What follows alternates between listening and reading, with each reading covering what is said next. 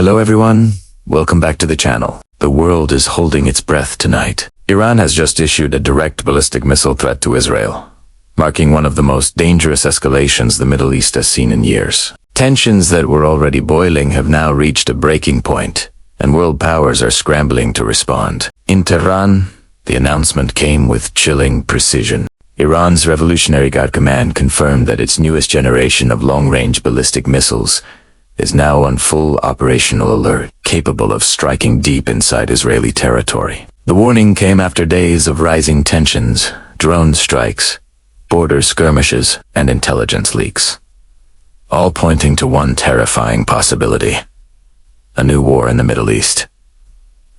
According to state media, Iran's Siamad and Khyber missile systems have been repositioned to forward bases near the Persian Gulf and western Iran, bringing Israel within direct reach. A missile capable of carrying multiple warheads can travel thousands of kilometers at supersonic speeds faster than Israel's Iron Dome can react. Israel, meanwhile, has responded with fierce determination. The Israeli Defense Forces have gone on high alert across the country, activating missile defense systems, scrambling jets, and mobilizing reserve units. The skies above Tel Aviv and Haifa are alive with the hum of aircraft, as the country braces for what could be the opening phase of a full-scale missile confrontation. Behind the scenes, intelligence agencies from the United States and Europe are reportedly working overtime. Satellite images show unusual activity at Iranian missile silos, and American officials have warned that Tehran esse new posture crosses a dangerous line in Washington. Pentagon sources confirm that U.S. forces in the region have been placed on DEFCON 3 readiness, one step away from active combat operations. The tension between Iran and Israel is not new. It's decades old. But this latest escalation has a distinct tone. It's not just about politics or rhetoric anymore. It's about deterrence and survival. Iran claims that its missile forces are defensive, meant to deter Israel from what it calls Zionist aggression. But Israeli officials argue this is an act of open provocation, a signal that Iran is preparing for something much bigger. In recent months, Israel has carried out multiple airstrikes across Syria and Iraq, targeting Iranian supply convoys and Hezbollah positions. Each strike has drawn sharp condemnation from Tehran. But until now, Iran's responses were measured: cyberattacks, threats, and covert operations. This time, however, the tone is different. Iranian commanders are using words like decisive, direct, and final. In a fiery speech broadcast earlier today, Iran's Revolutionary Guard commander warned that any aggression from Israel will be met with a response that shakes the foundations of their cities. Those words have echoed across the region, stirring both fear and resolve. Israel, in turn, has doubled down on its message.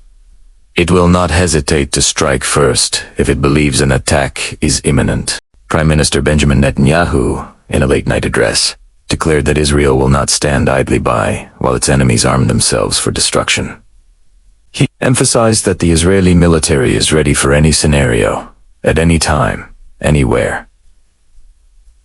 The Middle East tonight feels like a chessboard on fire. Every move is being watched. Every silence is strategic. Across Lebanon, Hezbollah's forces are reportedly moving closer to the border, while Hamas in Gaza has praised Iran's courage to confront the Zionist regime.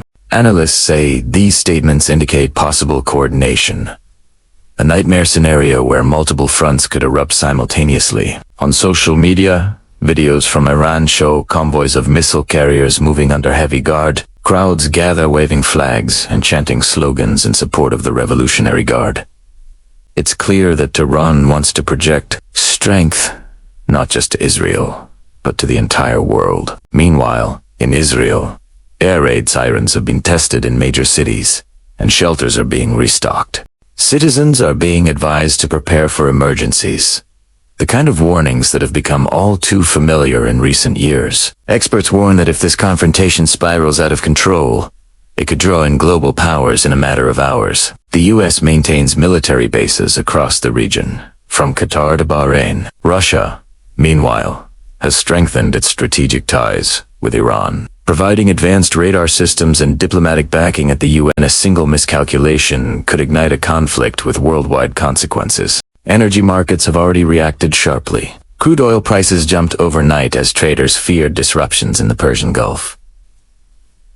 The Strait of Hormuz, through which a third of the world's oil supply passes, could become a flashpoint if hostilities escalate. A single missile exchange between Iran and Israel could send shockwaves through the global economy. But this isn't just about economics or geopolitics. It's also about ideology, about identity and endurance. For Iran, standing up to Israel represents defiance against what it calls Western domination. For Israel, confronting Iran means ensuring its very survival. These two nations have been on a collision course for years, and now, it seems, that collision might finally be imminent. Diplomatic channels are working overtime to de-escalate the situation. Oman, Qatar, and even China have reportedly stepped in, urging restraint and offering to mediate. But so far, neither side seems ready to back down. The rhetoric is fierce, the military moves are real, and the clock is ticking. In the background, ordinary citizens are the ones who pay the price. In Tehran, families are rushing to buy supplies, fearing air raids. In Israel, parents are preparing their children for another round of siren drills. The anxiety is spreading, and the uncertainty feels suffocating. Military analysts are closely watching Iran's missile tests. Over the past few months, Iran has showcased a series of weapons: the Khaibar, Imad, and Sagil missiles, each with ranges capable of hitting Tel Aviv, Jerusalem, and beyond. The unveiling of the Fatah hypersonic missile earlier this year sent shockwaves through Western intelligence communities, as it reportedly travels at speeds exceeding Mach 13, faster than any known air defense system can intercept. If these weapons are now operational, Israel faces a new kind of threat, one that could overwhelm even its multi-layered defense network of Iron Dome, David's Sling, and Arrow systems. Reports from the region suggest that both sides have begun electronic warfare operations. GPS jamming, radar interference, and cyber attacks are already disrupting civilian systems in parts of the Middle East.